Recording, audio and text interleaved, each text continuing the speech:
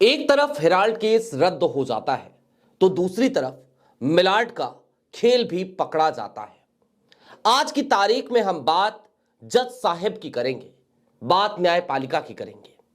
Herald case Rahul Gandhi और सोनिया गांधी को जिस एक केस की वजह से लगातार बदनाम किया गया, आज की तारीख में उस मामले पर फाइनल फैसला आया। ईडी की चार्जशीट पर संज्ञान लेने से विशाल गोगने की बेंच ने इनकार कर दिया, लेकिन उसके साथ ही साथ एक टिप्पणी जरूर करी कि यह फैसला केस की मेरिट के आधार पर नहीं सुनाया जा रहा है, बल्कि यह फैसला इस आधार पर सुनाया जा रहा है कि दरअसल किसी प्राइवेट कंप्लेन के साथ पीएमएलए की धाराओं के तहत मुकदमा नहीं चलाया जा सकता। लेकिन बात अब तारीखों की होगी। 13 साल से जिस चीज को लगातार एक के बाद एक जिसमें कड़ियां जोड़ी जा रही हैं, आज की तारीख में हालिया दिनों की कुछ तारीखें ज्यादा अहम हो जाती हैं। मसलन एक तारीख तो 3 अक्टूबर की भी है और एक तारीख है 12 अक्टूबर की। मामला फिर से विशाल गोगने की बेंच में पहुंचा था। क्या हुआ था 3 अक्टूबर को और क्या हुआ था 12 अक्टूबर को, दरअसल यही तो मिलाड का सारा खेल है जिसे आज डिकोड करने की जरूरत है। नमस्कार, मैं स्वप्निल और आप मुद्दा देख रहे हैं। दोस्तों, आगे बढ़ें उससे पहले वही छोटी सी अपील। मुद्दा इन दिनों एक गंभीर आर्थिक संकट से जूझ रहा है। एक तरफ हमारे मेन बैंक अकाउंट्स फ्रीज चल रहे हैं, तो दूसरी तरफ हमारे 2.5 साल पुराने चैनल को हमसे लंबे समय तक छीन कर रखा गया था। ऐसे में डे टू डे ऑपरेशंस में मुद्दा को काफी मुश्किलों का सामना करना पड़ता है।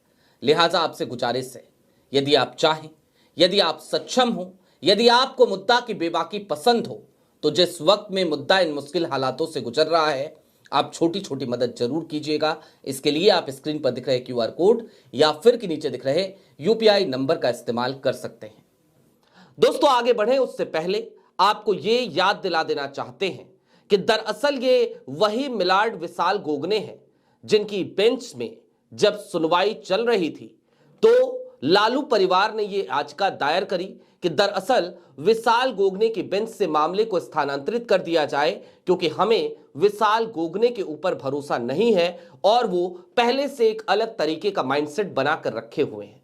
यानी कि विशाल गोगने की निष्पक्षता पर लालू यादव ने और उनकी फैमिली ने, खास तौर पर उनकी पत्नी राबड़ी देवी ने याचिका लगाते हुए ये कहा था कि दरअसल इनकी निष्पक्षता पर हमें संदेह होता है।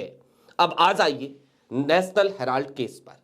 नेशनल हेराल्ड केस को यदि मेरिट के आधार पर खारिज किया जाता तो जाहिर सी बात है आज की तारीख में यह मामला पूरी तरीके से एक ऐसी जगह पर जाकर दफन हो जाता जहां पर अब प्रधानमंत्री नरेंद्र मोदी की कोई भी एजेंसी उसे खोदकर नहीं निकाल पाती। लेकिन 3 अक्टूबर की तारीख को क्या हुआ था? 3 अक्टूबर की तारीख को दरअसल एक नई एफआईआर दर्ज की गई थी।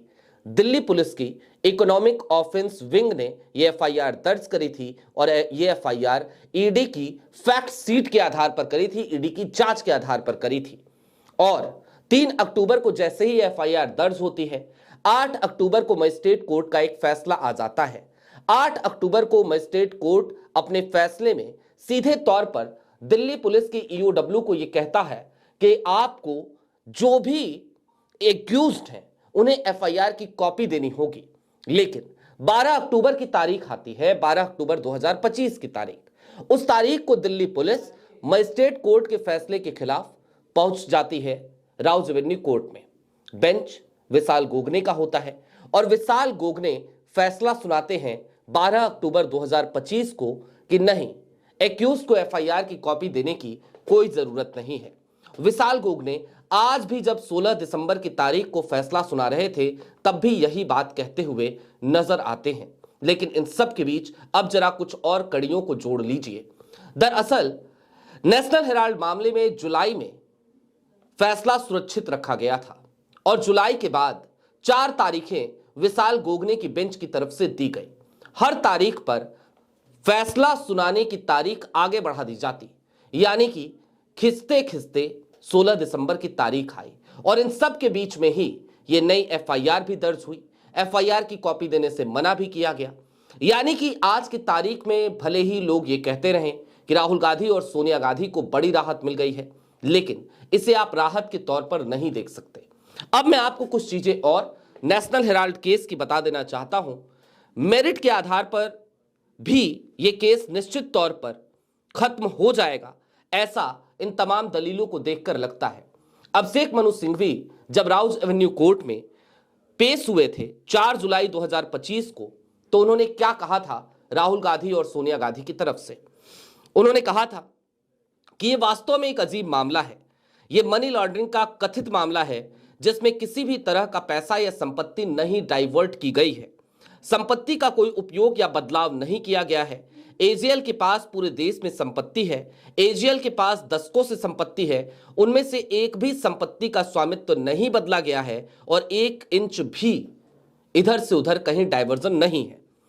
अभिषेक मनु सिंघवी ने इसके साथ ही साथ यह भी दलील दी कि एजीएल को कर्ज मुक्त बनाना था, यानी कि लोन फ्री करना था, जो कर्ज लेकर उसे किसी और को सौंपने की वजह से, जैसा कि एक सामान्य कॉर्पोरेट कंपनी में होता है, ताकि कर्ज से मुक्ति मिल जाए। ये एक नॉन प्रॉफिट कंपनी है, यानी कि यंग इंडिया की बात कर रहे थे वो। ये लाभांश आदि शेयर नहीं कर सकती, कोई डिविडेंड नहीं दे सकती, किसी को सैलरी नहीं दे सकती। पूर्व कांग्रेस अध्यक्ष, वर्तमान कांग्रेस अध्यक्ष और अन्य नेता कंपनी का हिस्सा है, क्योंकि कांग्रेस के बिना नेशनल हेराल्ड का कोई औचित्य नहीं है। ये एक विरासत है। किसी भी कांग्रेस के नेता को कोई संपत्ति यहां से यंग इंडिया की तरफ से नहीं मिली है, या एजीएल की कोई संपत्ति यंग इंडिया को भी नहीं मिली है। सिंघवी ने आगे कहा था, एजीएल से यंग इंडिया में संपत्ति का 1 मिलीमीटर भी मूवमेंट नहीं हुआ। 1 मिलीमीटर। ये डंके की चोट पर राउज एवेन्यू कोर्ट में विशाल गोगने की बेंच के सामने अभिषेक मनु सिंघवी कह रहे थे। उन्होंने आगे कहा, किसी भी कांग्रेस नेता को कोई पैसा या कोई संपत्ति नहीं मिली, फिर भी इसे मनी लॉन्ड्रिंग कहा जा रहा है। 2021 में ईडी में इसे मामला बनाया गया। अब ईडी ने इतने सालों तक क्या किया? 2013 में शिकायत दर्ज की गई थी। जब शेयर यंग इंडिया के ट्रांसफर किए जाते हैं तो संपत्ति का स्वामित्व भी एजीएल के पास रहता है। बस इतना हुआ कि यंग इंडियन को एजीएल का 99% हिस्सा मिल गया। सिंघवी इसके आगे एक और दलील देते हैं। उन्होंने कहा, यंग इंडिया के पास एजीएल के 100% शेयर हैं 1954 से। वो एक हवाला भी देते हैं वोडाफोन का। वो कहते हैं 1954 से वोडाफोन केस के सुप्रीम कोर्ट के फैसले को देखें तो यंग इंडिया के पास एजीएल की कोई संपत्ति नहीं है। जब स्वामित्व एजीएल के पास ही रहता है तो फिर मनी लॉन्ड्रिंग कैसे हो गई? सिंघवी ने एक फैसले का हवाला दिया, कहा कि 50 साल पहले कानून ने जो मान्यता दी थी उसे अब मनी लॉन्ड्रिंग माना जा रहा है। ये एक ऐसा मामला है जिसमें कंपनी के बंद होने पर भी मनी लॉन्ड्रिंग की जाती है, और मौजूदा कानून के मुताबिक अगर कंपनी बंद हो जाती है तो उसकी संपत्ति सेक्शन 8 के तहत कंपनी के पास रहेगी, ना कि उसके शेयर धारकों के पास। कुल मिलाकर अभिषेक मनु सिंघवी की इन दलीलों में आज की तारीख में यदि विशाल गोगने की बेंच कायदे से मेरिट के आधार पर सुनवाई कर रही होती तो आप ये कह सकते हैं कि इस मामले को रद्द किया जाता। लेकिन आज ये जो मामला रद्द हुआ है, ये सिर्फ और सिर्फ उस कमजोर कड़ी की वजह से हुआ जो गलती प्रवर्तन निदेशालय ने करी थी, ईडी ने करी थी, एनफोर्समेंट डायरेक्टरेट ने करी थी। गलती क्या थी? गलती ये कि सुब्रमण्यम स्वामी की प्राइवेट कंप्लेन के आधार पर ईडी अपनी चार्जशीट को दाखिल करती है। निश्चित तौर पर आज की तारीख में हम जितने भी मामले राहुल गांधी के खिलाफ या सोनिया गांधी के खिलाफ सुनते हैं, उन सब में आपको एक चीज नजर आती होगी, च्युइंगम की तरह कैसे किसी मामले को खींचा जाए। आपको याद होगा राहुल गांधी का मामला, नागरिकता से जुड़ा हुआ, राहुल गांधी की नागरिकता से जुड़ा हुआ मामला, वही एस विघ्नेश सिसर। उत्तर प्रदेश हाईकोर्ट से वो मामला खारिज होता है।